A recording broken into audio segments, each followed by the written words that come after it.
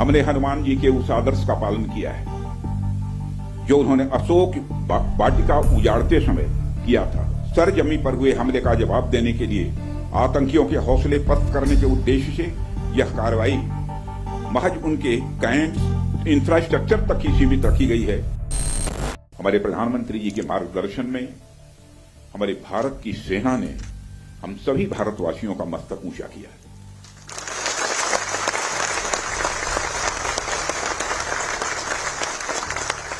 इसलिए मैं चाहता हूं कि एक बार अपने स्थान पर खड़े हो जाएं और मैं नारे लगाऊंगा।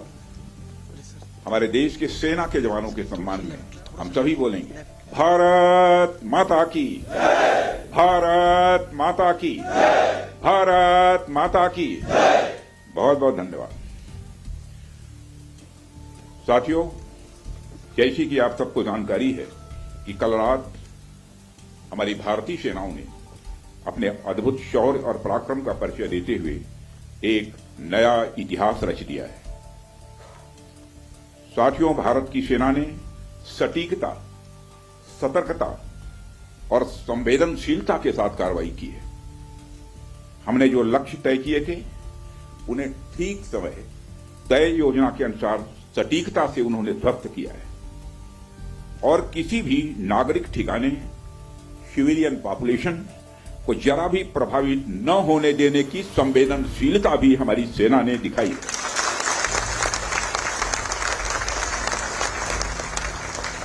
यानी एक तरीके से देखा जाए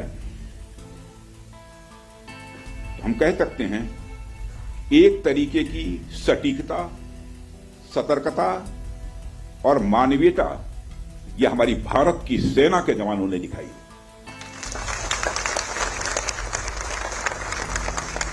जिसके लिए मैं हमारे सेना के जवानों और अधिकारियों को पूरे देश की ओर से मैं साधुवाद देता हूं और सेना को संपूर्ण संबल प्रदान करने के लिए अपने प्रधानमंत्री माननीय नरेंद्र मोदी जी को भी मैं साधुवाद देता हूं।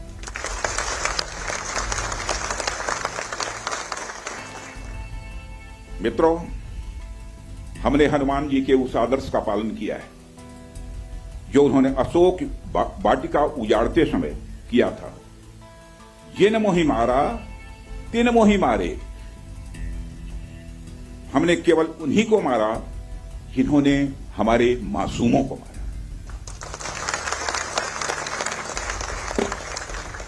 साथियों, प्रधानमंत्री श्री नरेंद्र मोदी के नेतृत्व में हमारी सेनाओं ने ऑपरेशन सिंदूर लॉन्च करके पहले की तरह ही इस बार भी आतंकियों को ट्रेनिंग देने वाले कैंप्स को तबाह करके करारा जवाब दिया है।